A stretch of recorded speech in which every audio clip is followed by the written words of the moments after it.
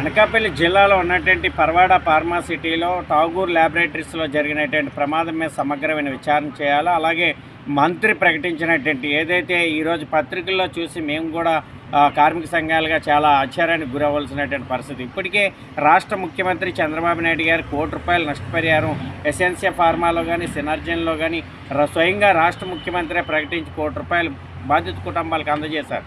కానీ ఈరోజు 40 లక్షలే ప్రకటించారు.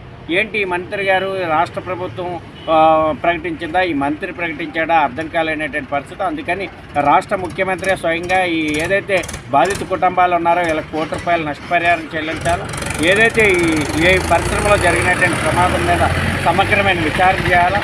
ఎందుకంటే ఈ పరిశ్రమలో జరిగినటువంటి ప్రమాదంతో పాటు యాజమాన్యం నిర్లక్ష్యం కూడా కనబడుతూ ఉంది. సకాలంలో వైద్య సేవలకు అందించలేదు. అందువల్ల ఈ రకమైనటువంటి ప్రమాదంలో 27 మంది అస్వస్థకు గురయ్యారు. 2 కార్మికులు చనిపోయారు.